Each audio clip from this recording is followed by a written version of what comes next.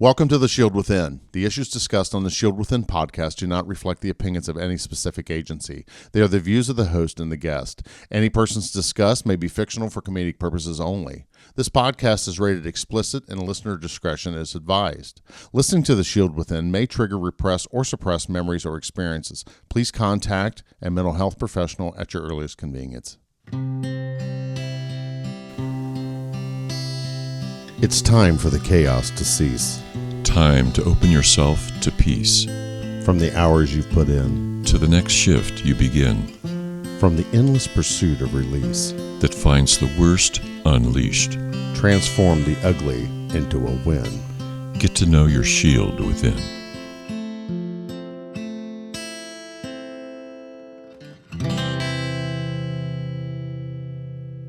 And welcome to the Shield Within. Welcome, Mark. So we have the lovely Miss Kelli with us this evening. Hello. The Kelly, by the way. That's right. She is the Kelli. The Kelli. She is the Kelli. TK. Yeah. So welcome back. You get to see our smiling faces, and I apologize because I'm trying to produce this and be the cameraman at the same time. We have a island in the middle of our studio here that we have a bunch of webcams on, so that's why I'm crystal clear and they're all blurry. So we're going to have to fix that shit here with the next time around. If you're on Facebook, and we know you are, please stop by and give us a like. We lost 3 people last week. So I went on to demographics and we had, can you believe 3 people unliked us? Come back, please. We miss you. I know. What did we do? I don't know. I mean, maybe too much shit in the morning. I don't know. I try to publish a new post every day, but, I don't know. So anyway, give us a like. We want to get 1,000 likes on Facebook. It's funny because they always tell us, well, we're monetizing you. Anyway, we ain't seen a fucking dime from you. So remember, if you want to do a podcast, and you think you're going to make $1 million, forget about it. Yeah, we've been at this, David, 3 or 4 years and still haven't made a dime. Anyway, but we do it. We do it for you, and we appreciate you, the fans. So we're getting into the realm of digital video. DJ Dave was down, so we're still perfecting this instead of having a big fisheye camera up on the side of the wall, which we may do that, but I don't know. But that way you can see our smiling faces. So I'm doing my darndest here to switch us back and forth so you can see who's talking whenever we're doing that. Right now I'm just randomly going around the room. So Facebook / Shield Within, give us a like. Thank you. Also www.shieldwithin.com. If you're in need, please reach out and hit that coaching button or go to lessonslearnedcoaching.com. And you can work with Dr. David himself. We all love Dr. David, and we're kind of hoping he starts narrating books really soon. Patreon, we appreciate you. If you find a need to give, what this does for us is we're getting ready to make a large donation to the Chip Terry Fund. So we recommend it. Go to Chip Terry, dig deep, and give, because Joe Terry is saving lives every day. Her and Dr. Kruger, and then what they do is they help first responders out with the stellate ganglion block, but the Chip Terry Fund helps facilitate that, so we greatly appreciate them, and we're going to be helping them out, so hopefully I have Joe on the air real soon. Wonderful. Well, David, start us out. Well, we had talked, the 3 of us, about the fact that you have prepared for your passing away by buying a cemetery plot, right? See, last episode we were talking about DC, so my mind's still in DC mode, but we had a plan. A plan to put you on the plot. That's right. Yeah. So Susan and I went out this week. When you start talking about end of life stuff, you need to have a plan. And hopefully your department has issued you some type of packet to what to do when God calls you home. Okay. We had something there at Tip City that in the event we met our demise. What were your wishes? Do you want a line of duty death funeral? Do you not want a line of duty death funeral? My hard fast was, do not bury me in my fucking uniform. hard stop. Yeah. This is a job. I don't want to spend eternity in this bag. You know, to me, that would be, that would be the ultimate cruelty is to have me spend the rest of my life in my uniform. But, have that open talk with your people. And my mother passed away 20 some years ago now. And we had cemetery plots around at the time where she was buried at. There was plenty of them, but they're starting to fill up. And I told my wife, I said, we really need to get up there and buy these plots. Where she's at, not the easiest place in the world to try and buy a plot from. So you kind of, you got to do the dance and make some phone calls. And then because it's the office where they're at isn't manned full time. The manager, literally, I think it's like 3 guys there that take care of that cemetery. So, okay, well, I'll do it tomorrow. So I was always putting it on the bottom of my priority list. I wasn't prioritizing it. So we went up there. And of course, coming into Memorial Day where we are right now, we're recording this mid-May or the 1st of May. So it's police week when we're doing this right now, which is the last episode of what we talked about. So I went up to my mother's grave and put flowers on the grave. And every year I put flowers on the Miami County's fallen's grave sites. So I ordered more flowers this year and took them up to my mom's. And so my wife and I are walking around. She's like, yeah, let's just get this done. I said, I'll make the phone calls Monday amongst the other phone calls. So like we talked about in the last episode, I'm going to work for Miss Kelli. She's the leader of our team, and I'm very proud to be working for her. She's a very extremely strong leader. She's very customer service oriented. We're real estate is what we're doing. So hopefully we can say this episode is sponsored by The Den Group. That's it for your Montgomery I will County. make the deposit. And it's going to be more of a collaboration, not like working for me, by the way. Well, you're still an independent contractor with your own license. So Right. I'm just going to let you be a part of the team. Exactly. Allow me to join the team. But we have some really we have a lot of exciting- great ideas. Yes. I'm so excited. We have a lot of super marketing ideas and I don't want to get down that rabbit hole. We'll do that in a minute. But it's great things are coming. And I often say, I want to do this because Kelli and I work so well together. Our energy is it's fantastic. It's to me it's kind of like once in a lifetime. You always meet those people in life. And David, you've told me this through our work together when you're my therapist. How you just find that energy, and it's rare that you have people that you click with so well. And it's really a pleasure. When she worked on my team at the police department, Kelli was just such an asset, and she's such a professional. Every assignment that she got, she worked so hard at and was so successful with it. And she's just an inspiration to so many people. And I saw that leadership in her. And years ago when, her and Marc were talking about you flipping houses or whatever. And I said, you should really get your real estate license. And do you remember what she said? I'll never do that. Exactly. I don't know. Something like that. Yeah. She's like, why would I do that? And I said, because you will set the fucking world on fire. I can tell you right now, with your drive, your ambition, and how you are going to just tear it up. And absolutely. And my prediction was spot on. And she's done exactly that. With the first brokerage she was with, she was top sales within 6 months or something like that. 3 months. 3 months. Top producer. 3 months of getting my license. Yeah, within 3 months she was a top producer.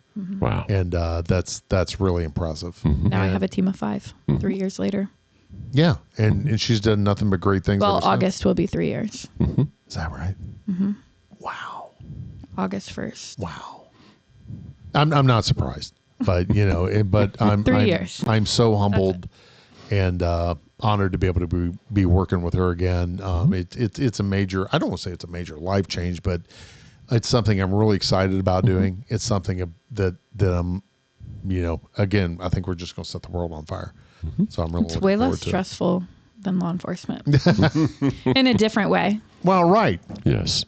So, Just hundreds of thousands of dollars you're dealing with. No right. big deal. But again, I guess I want to go with this, and then we'll go back to the end of life stuff. Officers that are listening to this show, if you feel like you're stuck somewhere, or you're thinking, I need to start thinking about what am I going to do here at the end of the career, this is kind of like a hand in glove transaction. And what do I mean by that? What do we do as police officers? Sell our safety. We convince Keep the going. other party to be reasonable. And so we are salespeople of our own safety. Yeah, exactly. So Like, you treating go them up, with respect you meet and- someone with you're treating them with dignity and respect. Being you- firm but fair exactly, and negotiating. you create that instant rapport. Yes. You help them overcome their objections. You gain their trust. Yeah, exactly. It's the same thing. You explain the process Yes, and you fill out paperwork. perfect. Keep going. That's it. And then you sign really hard on all 3 copies. Yeah, because you're going through several. But a lot of officers are thinking, what am I going to do with myself? I'm coming up and drop. What am I going to do? Just instead of being thrown out, naked and afraid into the world, this is a good way for you to be able to transition. And you can transition early. So we talk about the work-life balance. So we really need to be talking about our life-work balance. Right. And not the other way around. And you still get to be a local celebrity. Oh, absolutely. Just now you're marketing in a different way. That And you is- have to rename yourself. You can't be like Officer Kelly right. anymore. You have to be Well, like right. the Kelly. Because it is a transition. I mean, you're transitioning from a life of real estate, but if you think like that there's nothing out there, but, all I've ever known was firearms. Yeah, put the firearms away. You can still have them. Good for you. But, you're helping people make that next major purchase in their life, and you're helping them really find the home where they're going to raise their family at and, achieve their dreams. You can live vicariously through your old self too by clearing the houses for your clients. Right. Right. Like busting through and slicing the pie on a vacant house. Can't say I haven't done that before. Just feeling a little froggy today. Well, but it's great that you bring that up because, they talk about, people who go out and they, they're virtually meeting a stranger for the first time with some clients. Oh yeah. I get a phone call and I meet them at a vacant house in a neighborhood don't live in. Yeah, exactly. Some risk And I is tell involved. nobody. Yeah. I tell nobody I'm doing that.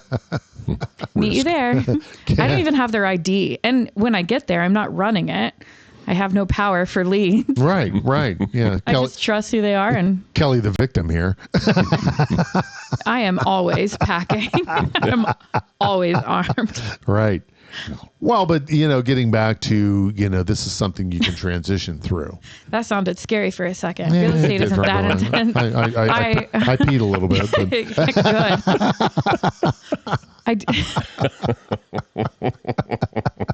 You should probably have some sort of, self-defense training if you are going to be meeting people that call you from the internet and you go into a vacant house with them. Well, right. I mean, there's Set up been your safety beacon on your showing time at least. documented, Many, worst case scenarios that have happened. Absolutely. So, Oh yeah. the human element can be absolutely the worst in life. But however, for those of us that spend our lives or spend our careers being vigilant, this is a great way to transition from law enforcement into this role. Because remember, we talk, I've talked about many times on our show, who makes the best cops? Well, waitresses and bartenders, because you're doing this. So now you're taking cops and making salespeople out of them. And to me, there's a group here in Dayton, Ohio that have been very successful doing that. And Do not name drop. I'm not. But what I am getting ready to say is that the Den Group's going to absolutely kick ass. Yep. We already are. They are going to be smoking our rearview mirror, my man. Adding Sarge. Well, our numbers blow them out of the water anyways. But who looks at that? But adding you to the team, you'll be the 3rd police officer. Right. To the team. Right. And that's what we talked To about. a team of currently 5. Yeah. So, You'll be 6. We'll be like the fucking A team out there. Mm-hmm. Yeah. Yeah. So, we're going to have... Be super safe on all your showings if you choose Oh, us. yes, exactly. Well, and then, Susan's a realtor, so she's joining the team. She's already on the team. Yeah, she's on the team. Sainted Susan is on the team. Yeah. Awesome. Did you know that, Dr. Dave? I did not. Oh, yeah. Sainted cool. Susan is on the team. Very cool. Mm-hmm. Yeah. Because she's got experience doing this kind of thing. So, Yep. very good. Very exciting. Well, she's been a realtor Since 2016. Yeah. Yeah. So she's bringing a lot of experience to the job. Yep. Right. And she's licensed in 2 states. Mm-hmm. So. Yeah. And kind of what we're wanting to do is, and I don't want to make this a 30-minute commercial, but Yeah, please don't. Since Don't we're there. share all our secrets.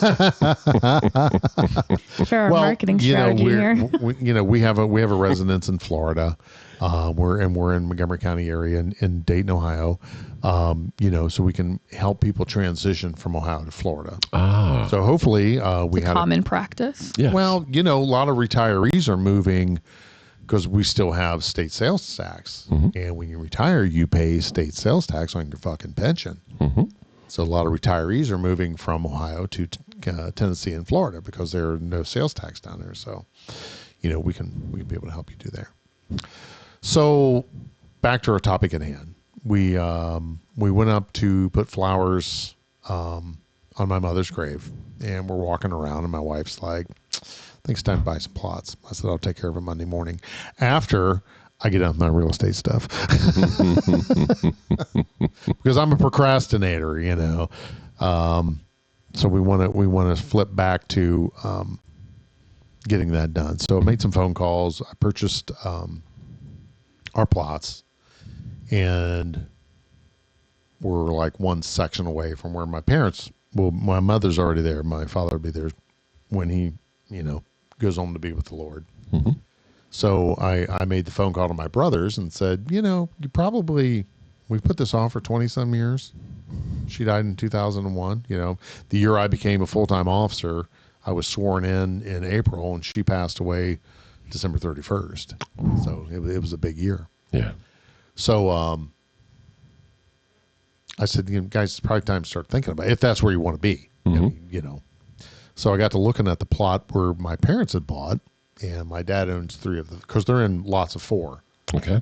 So one of the spots is open. So it's kind of funny. My brother's like, oh, yeah, I'm going to be buried on the other side of her mother. And I said, oh, okay, cool. So I thought it was him. So I texted my brother Bob, and I said, hey, is that going to be you? Because there's one other spot that's available. So I was just going to go ahead and buy it.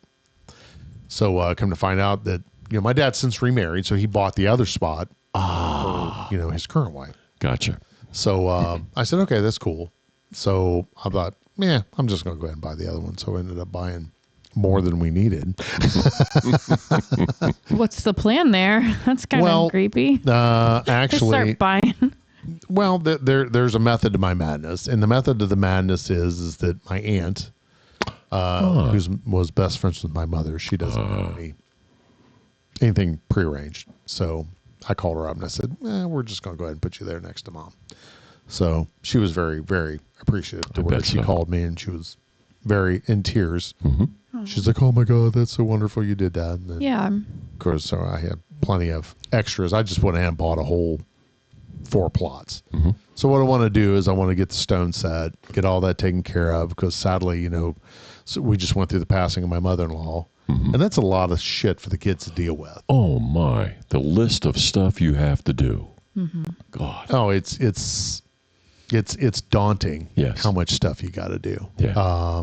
Not only cleaning the shit out of the house, and you got to and I can't recommend this enough. Go prepay for all your shit so your kids don't have to fucking deal with it, and get rid of everything early. Right. Yeah. Because all you're going to do is what I got to deal with all this stuff. I showed you guys. I got my living room half full of stuff. My garage is half full of stuff. It's not woe is me, but it gets down to let's have a plan. Mm-hmm. And we in the last episode we were talking about line of duty deaths, mm-hmm. and having that talk with your loved ones, mm-hmm. and what you want, what's your final wishes. Have your final arrangements. Have something done. There's a plan there with the department where they want to do a line of duty death funeral, which is huge, mm-hmm. or you can just have a private memorial there with just your family. And there's some people that do that too. So whatever you want or whatever your family wants is perfectly fine. Right. But it took some energy to get that done. I remember at 23 filling out my line of duty packet when I got hired, and they ask you, like, who do you want to go and tell your mom? What officer do you want to tell your family? Or, who do you want to be carrying your casket? Like, all those questions. And I was like, wow. Fuck, I don't know. I was still on my high of getting hired at my dream job. Right. Because I wanted to be a police officer since I was 11. I didn't think about the death part like that. I mean, I knew it was obviously, and I was aware, but you have to do that like within your first day. Wow. Just in case. So you have to fill it out, the whole packet. Can you change it? Oh yeah, I changed it. These guys, if there was a section, I remember when Dan was filling it out and he's like, Jimmy will mow my yard every other Tuesday. Like we were filling it out like insane. Yeah, that's it was funny. That is hilarious. But But it gets down to we shouldn't be doing that in the first week. I mean, that's stupid admin shit that someone wasn't connecting the dots. Anything could happen tomorrow. Well, right. I haven't gotten permission to leave the department yet. I'm not even in uniform. You haven't even cleared FTO yet. So not even in uniform. Departments, if you're listening, that's probably something you should do. After they've cleared probation, or you're sure they're going to be around for a while. I don't understand why we're doing anything this. Anything could happen on your first day. Oh, I know, and there's several stories to where officers were killed on the first day on the job. I get it, right? Yeah, but I think you said it so eloquently. You're still on the high of being hired here, and someone's pissing all over your enthusiasm. It's like. Hello, McFly. My duty belt's not even here. Yeah. You have a fucking vest that fits you yet, and we're talking about planting you. What the fuck are you people thinking about? Right. This is shit that can wait. If you want to talk to these kids, let's assume they're going to make it to retirement, and start telling them about how to invest better. That should be a part in our academy. Start to invest. As soon as you get in there, because they told me that shit, but I never took it fucking serious. So here I am at 60 years old, damn near, and I'm looking down the mountain, thinking, "Fuck! If I got to go into a full-term care facility, I'm fucked." And then my wife goes in, and I've had people that's had both parents. Oh yeah. In a full-term care facility, that's $10,000 a month. My dad's is $9,995 a month, so you're $5 off. Right, that's a big savings. Well, he's not. He's a mobile, right? He's what? He's not able to walk. Correct. Yeah, so he has to do. He's full care. Is he in a room by himself? Can you say that? He is. Good for him. He is in a room by himself only because he refuses to keep clothes on. And so they were like, if we put this man in another room. Oh, wow. Or else they would stuff him in a room with someone I'm sure. else. Well, and when we were transferring him to this facility, so my dad refused to get the COVID shot. My dad literally has half of his working brain and still was like, enough not to get the shot. Was like, I don't trust it. No, we're not doing that.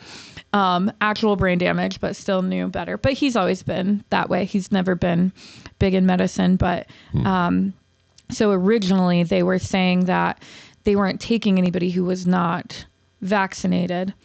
And then they changed their mind after we had already moved on to the next, and we were just looking for a place to put him, of course. And they called back and they were like, well, we have this one room that just actually opened. And that could have been the truth. So they put him in the room originally alone because he was unvaccinated, and now they leave him alone because he stays unclothed. But they take great care of him. Like every time I go in there, and I drop in at different times. Oh, like good for you. The typical, Smart. So I'm not there every time in the morning. I'm not there every time in the evening or the afternoon. It's just like really whenever I have an extra 20 to 30 minutes to just say hey. And sometimes I even drop in twice on the same day. During the same shift. Ooh. You can never be too sure. There are people too. Very good. Yeah. So, but anyway, so we're good there, but it's expensive. His Medicaid got canceled because the state sent him too much money. So the state was they're finding all this fraud, right? Oh, All yeah. these things. The state was still sending him, and the nursing home is his payee, but they were still sending him his full disability check every month. And paying the nursing home. So he had like wow. over $12,000 in his account that he should maybe have a rolling $210 in. I mean, an exorbitant amount of money. So did he have to pay it back? So they said that we could either do a spend down. So like we could find things that he needed, Right. but he enjoys laying in the nude in a bed with the same blankets. God. I mean, and we bought him 4 of the same blankets. So in rotation at the laundry, like Right. he's a very simple man, and he just watches his Westerns. And we did buy a really nice lift chair because he started to do physical therapy, and that lasted about, 2 sessions. So we went to private pay, and we did private pay for 2 months. And then they couldn't get him back on Medicaid. That was fun. Mm-hmm. And Oh my God. yeah, it was a whole shit show. But we figured it out. They worked with me really well. They were like, we're not going to throw him to the streets. We'll figure it out. I was like, you better. It was Yeah. you did it. Kinda like you fucked it up. that. You better fucking figure You're it his out. payee. What the actual hell? But yeah, so they figured it out. But it was they ended up taking 2 payments of $9,995, and they are paying themselves back still from his $50 allowance every month because Oh, wow. he gets his haircuts for free. So my sister-in-law does it for us. Nice. Yeah, so pretty simple, but probably not enjoyable. Well, I can't. You're just existing at that point in the game, I think. But Got him a little squirrel picnic table outside his door. Little squirrels come up to the picnic table and eat corn sitting at the picnic table. Oh, It's my the small goodness. things that you start appreciating when you don't have your legs. well, Well, yeah, he has his legs. They just don't work. They just don't work. Yeah. Right. David, what do Anyway. you got for us? Well, I think I have a gentleman I'm coaching with who's lives in the area. He's around 60. And he grew up in a family that was very poor. And he came out of that family very determined to not be poor. And so he's lived a life where he's not been poor. He's good. His family's good. His marriage, his kids, and so forth. So he's had this career. It's been very successful. His girls are adults. He and I talk a lot about what happens after you retire. When do you do that? And what do you do after you retire? Right. And it just seems like such a logical thing to then okay, what are you going to do about your death? And when I have a new doctor, she started about a year ago, and she asked me, that was the first question she asked me, was, okay, you're 72 years old. What are you going to do when you pass away? Do you have your advanced directives done? And I'm like, I have my funeral. And that's it. She said, well, then I'm going to give you the paperwork. And every state's got their own paperwork. So you can get this, I would guess, from your doctor, from online, whatever, but there's all these things you have to prepare for. And I'm thinking, fire, police, EMTs, first responders, dispatchers, I'm sure too. You're not going to do this job forever. There's going to be a time. Right. What? What do you mean I'm not going to be a cop forever? I know, it's stunning. But this moment could happen at any point, like Kelly's reported with when she started the first day. They asked her, who do you want to carry your casket? Yeah. Welcome. Can I tell you that tomorrow? Right. Can I have overnight to think about that? So I'm thinking, if your line of duty, suicide too, you could end up in a hospital bed with machines keeping you alive. Oh, yeah. Oh, that's a definite possibility. Absolutely. And so making a decision now within your own self, with your partner and so forth, children and so forth, about what that you want them to do when you get to that point, seems like a really reasonable thing to consider and dialogue to have. And then for my family and for many others, burial, like you're talking about, Mark, Oh, yeah. isn't really a desirable option. So my mom, after much discussion, we donated her body to OSU Medical School. Oh, wow. And that meant we had zero expenses for her funeral. And they cremated her remains. And that was that. Mm-hmm. And my dad, when he passed away several years ago, he was cremated as well. And so that's what I purchased for myself 30 years ago, is my cremation. And then my thought about that is, find a creek, a tree, a litter box where the cat shit is fine with me. Oh, my God. Spread my ashes wherever the hell you want to. It doesn't matter to me. Right. I'm going to be long gone and won't come back to visit, most likely. So I'm not going to care. So to me, cremation's the way to go. But again, sure. The point is to have the decision inside yourself, the discussion inside yourself, the awareness of yourself being mortal. You're going to pass away. Right. And most of us don't live in a vacuum. Passing away means impact on other people. Right. Oh, yeah. And so having a dialogue with the people that matter the most to you about what you want to have happen. Where do you want to be buried? Do you want to be cremated? How do you want the living will thing? How do you want that to work for you? If you're in a machine, if you're living in a bed being kept alive by machines, how long do you want that to go on? Oh, my God. And my kids have had hard, fast rules. To me, living is doing this, yes. Podcasting, being with friends, being with, getting out and actually experiencing things. If I'm strapped to a bed, that's not living. Right. And I made it very clear to them that, pull the plug. Mm-hmm. Pull the plug and plan me. Mm-hmm. And the reason why that is that, the sharpest knife cuts the quickest. Mm-hmm.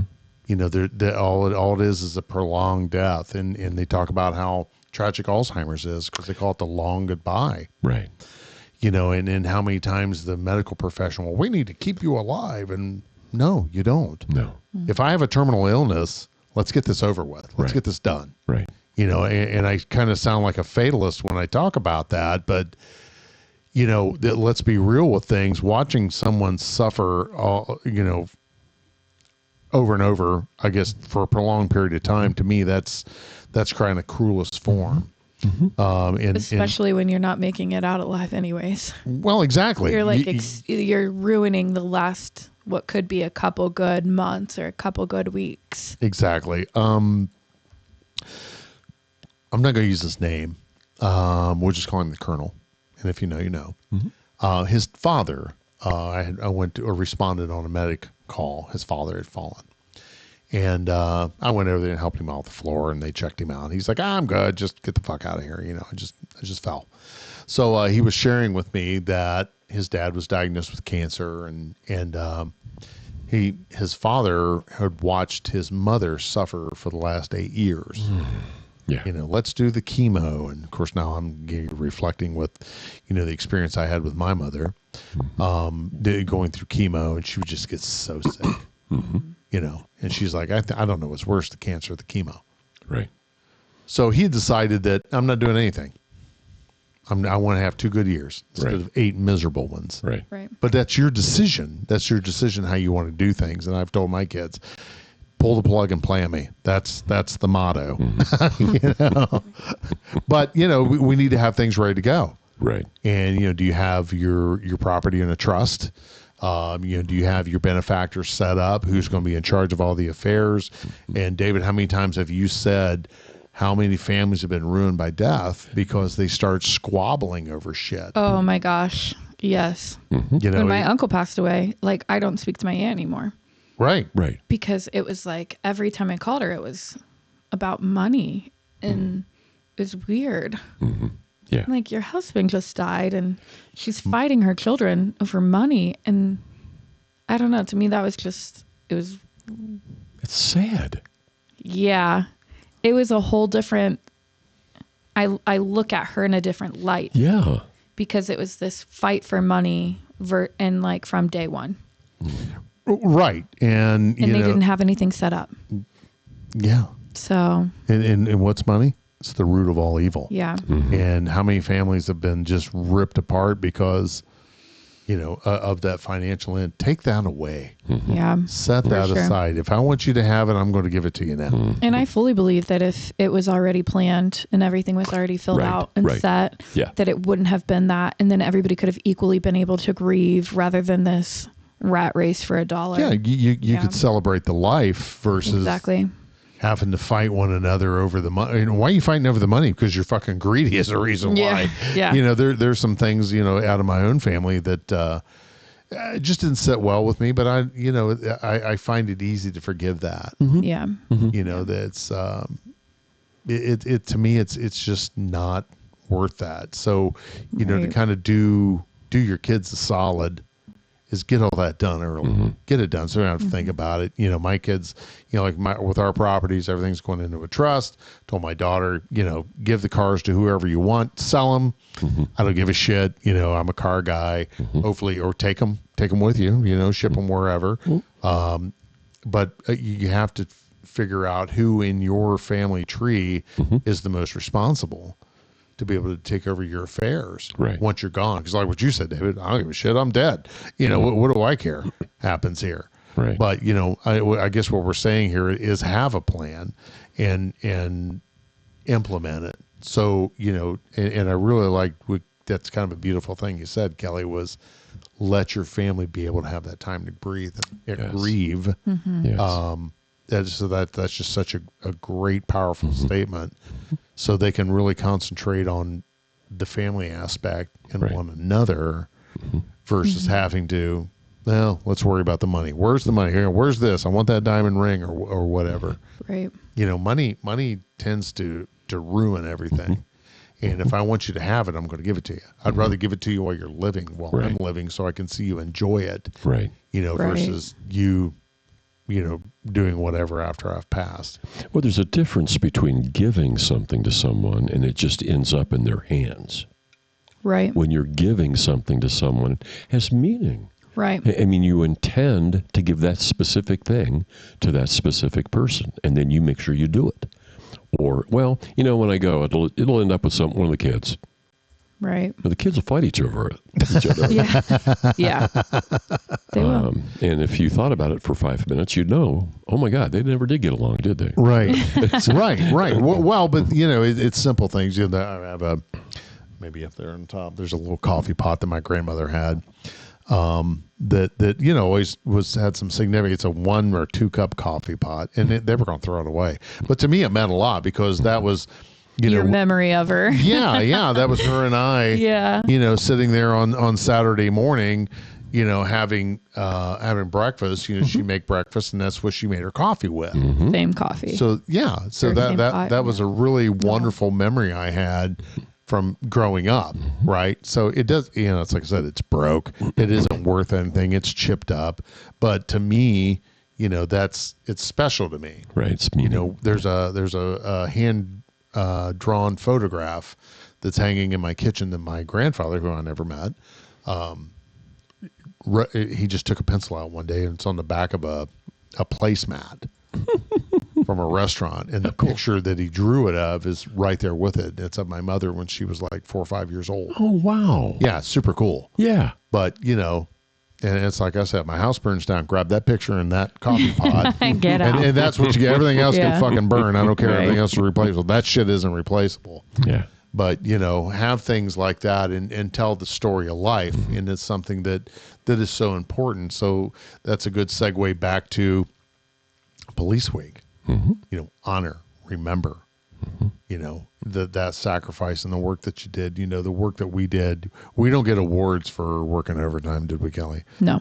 We don't get awards for, spending time away from our family. And, in the time we left the department, it's just like taking your hand out of a bucket of water. You actually got repercussions from your family. Oh, yeah, exactly. You're like, I'm making so much more money. And they're like, don't care. You've missed every breakfast, every dinner, every game. I'm like, I have so much money, though. Yeah, exactly. Let's get back, again, that good life, work balance, and try and find that balance. And in finding that, that's where we need to look at, let's make those plans today. And it doesn't have to be the first day on the job, like Ellie said. I'm still reeling from the fact, hey, I met my goals, I met my accomplishments. So let's let that simmer for a little bit, and let's let these young ones, be happy with the fact that they made it through the academy, which is 6 months of fucking hell. Right. It's like drinking from a water hose. Let's let them get in here and get their feet wet. Right. And then during the first year, probably 6 or 8 months onto the job, say, hey, let's sit down and let's start thinking about, what do you want in the event you meet your demise? Yeah. And then have that stuff set up. I'm kind of the same. I want to be cremated. I don't mind to be donated to science. I know a couple people that have done that before. But I don't know. There was a friend growing up who it wasn't a friend, more so of an acquaintance. But when he passed away, they did a natural burial. Have you ever heard of it?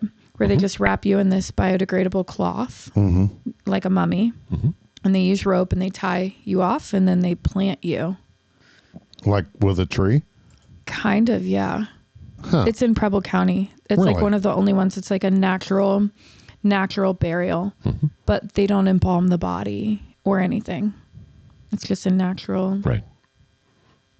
And so I'm like, I think I could probably get behind that, but it's my understanding they still have to have a plot. You still have to have a natural burial plot assigned to you. Right. And yeah, so I don't know. There's so many different things you can do. Right. You can be you can be planted as a tree. Right. I've seen that. Or just a traditional burial. But my friend, her son passed away. They cremated him, and then they buried his urn. Yeah. That happens quite a in bit. the memorial gardens. Yeah. Yeah, you inter the ashes. Yeah. So there's a permanent record there of where they are. And a lot of people's like, well, I'll just spread the ashes. There's some parks where it says, do not spread ashes here. Oh, yeah. And then they just go out when they're not looking and do it anyway. Right. Yes. You're like, you're really not supposed to put them in waterways. But... Right. So, but, it's what you're wanting there at the end. I'm sure you're doing everything legally. I mean, we have to say that because we're worldwide here on the Shield Within. Yeah, don't just be spreading anywhere. Yeah, don't be spreading that shit everywhere. And it's kind of a mess. I saw a video the other day of a cowboy that wanted to take his last ride on his favorite horse, so they put him in. I saw that. Did you see that? And the horse was running, and the ashes were just like coming. Coming out of the saddle. Yeah, I saw that. I felt kind of bad for the animal at first. I'm thinking, ugh, because horses are very empathic. Oh yeah. I just thought it was a little close to everybody. Yeah, because there was people on both sides of it. And it's like the dust. Dr. David, it was a little close for comfort, but I was like, I get it. But it was a viral video. But I was also like holding my breath from behind my phone, like, like I don't want to breathe that shit in. Yeah. Like, what the hell? Yeah. But it was kind of poetic, the horse. And once the horse got done, it ran it back to the barn. It did, yeah. I thought that was pretty cool. Next. Yeah. Yeah. What else you got for us, sir? Yeah. Well, all of what we're talking about starts with you being honest with yourself and having a conversation with yourself about your own reality. Oh, yeah. You're going to die. All of us are going to die. It's the only thing that's inevitable. So, have an honest conversation with yourself about that truth. What do you prefer? What do you want to be the end game? How do you want it to look? Have a conversation with your spouse, your children, your significant others, whatever. Make sure those questions are answered before. It prevents an awful lot of conflict down the road. And you get to decide how it's going to go. You're going to go out on your terms. And no, you may not choose the hour and manner of your death, but you can choose what happens after that. And that, to me, relieves the burden of everybody around you having to make those decisions about you. Do that for yourself now. Yeah. What a great way to wrap up. Kelly, what do you got for us? I love it. Just be responsible. It's a responsible thing to do ahead of time. Like you said, so your family can grieve and don't have to worry about it, don't have to fight about it. I mean, I've seen it in real estate. I've seen it, as a police officer. people get to make, when you're an adult, you get to make your own decisions. Okay. And so make those decisions while you still can. Right. That's one of the cool things about being here in America is we get to make our decisions. If I want to get medical care, I can. If I want to get chemo, if I get cancer, I can, or I don't have to. And that's ultimately my choice as an adult, and also what happens with my belongings and my legacy and all of that as well. So don't discount it for yourself, for sure. Right. It's a great way to wrap it up. Bro. Just to send us out, I can't echo anymore what you guys did. And remember, officers, if you don't know, I believe it's your federal death benefit if you die in the line of duty is $345,000. The FOP generally kicks in another $100,000. Okay. Your city should kick in about the same. Okay. When I was working, I had a term policy, so literally, if I died in the line of duty, Susan would have been a millionaire. Thank goodness we have another plan. God always has a plan for you, but you just don't know what the roadmap is, and that's what gets frustrating. But I think that he kept us alive that night for a reason. Right. And I think that that plan's coming to fruition now, and I'm super excited about that with the next chapter here of Kelli and I working together. I'm really excited about moving forward with that. Let me kick something in real quick on that. Sure. So you were talking about the federal death benefit and the FOP and things like that. The department never told me about those things. I would have never known about it if Sergeant Mark Basie didn't tell me about it. Wow. So let me be really clear. They don't explain that to you. There is nobody that says, oh, by the way, these are all the things. You just hope that your department has somebody that's with it. You hope your union rep has somebody that knows what they're doing or has experience with it. As an officer, it's also your responsibility to make sure that you now know, if you're listening to this, ask those questions, figure out where that is, and give it to your spouse. It's stunning. They want to know who you want to carry your casket. Correct. But they don't give you that information. Correct. Okay. Yeah. It says a lot. Yeah. I forgot about that until you said that. I was like, yeah, they kick in 100,000. Why do I know that? Because it's because I told you guys Basie told us that.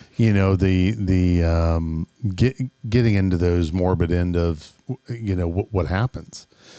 It's just like with, if you go into the drop program, you're retired.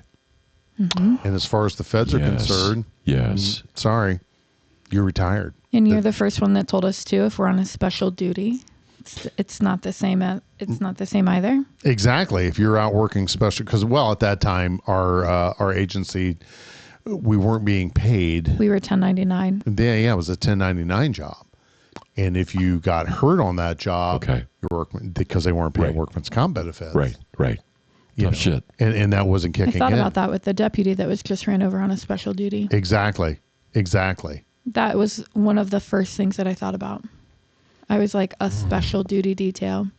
I really hope they meant an overtime extra shift. Well, but he was recently retired as well. He just retired. I know. And came back to work. And was doing special duty. And he was at Cincinnati University directing traffic. For graduation. And our guest that was supposed to be here tonight, her kids were graduating. Yeah. They were there. And that person that ran him down drove by, saw him out there. You're working a traffic detail, you're busy.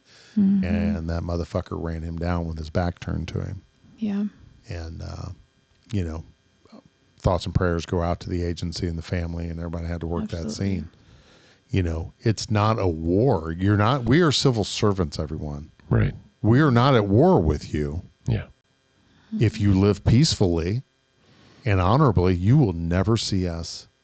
But if you're out stealing my fucking car and carjacking my family, I expect our brothers in blue to come dispense some fucking justice. If you are the problem, then you are the problem. But this is the reality of life, is that cops die. That's right. And we die in the line of duty. That's right. And sadly, we die because at the hands of people that are confused. And you die at your own hands. Well, that's a very good response. That makes me sadder yet. I mean, after all the incredible things y'all do. Yeah. Yeah, it's one of the social media people out there. I'm not going to say who he is. I can say it. Dominic Izzo. I've been following him lately. And he was talking. He did a video the other day about an officer that died in line of duty. Took her own life at work. Oh, yeah. And I was a little offended by that. But his point was, I mean, he's kind of doing what Nick Ruggiero did when Roll Call Room first came out. So he's kind of that mouthpiece, but he's very very articulate in his point. And what I said was that, that's a very profound statement. If an officer kills himself at the department, the site selection is the bigger fuck you. Absolutely. If you kill yourself at the department, that's the fuck you to management. Right. And whoever that person is in that management chain that's caused that officer to have that thought process. And if you're out there and you're listening to this podcast, you've had officers that killed themselves at work, you need to take a long, hard look at your management chain. Who in that chain is not serving your people? Who was in there? Who's the narcissist that's in there that helped cultivate that culture? And it's so sad that they did that. Yeah. And it just breaks my heart. I was there. I was absolutely there. Exactly. When I guess I get the energy or the courage to share what my plan was. It was going to be at work. And it was a huge fuck you to the two people at the front of the office. I'm glad I had that moment of clarity. Yes. And, we're sharing the message now that don't do this. No. There is life. It's a fucking job, guys. Yes. God kept me alive through the critical incident, kept Kelli alive through the critical incident, kept Dan and Jimmy alive through the critical incident for a reason. So there's a plan for you, and don't take away God's greatest gift. Be here tomorrow, as Kevin Hines says. Please be here tomorrow. Yeah. We need you. The world needs you. There's plenty to do. There's a always. I don't know a better way to say it, but please be here tomorrow. There's a continuation after the badge. Absolutely. That's so well said. Keep going. Expand upon that. It's the next chapter. If you look at your life as a book, right? Everybody wants to write a book. Sark is writing a book. Right. Why does it end here? Right. On them motherfuckers' terms. Yeah. But I mean, it's heavy, but at the same time, it's just continuation. Just continue. Right. So. Well, thank you all very much, David. Anything else? Not a thing. Thank you all for listening. We appreciate all of your attention to what we have to offer you. Please give us feedback. We love hearing from all of you, good, bad, or just indifferent, whatever. Good stuff.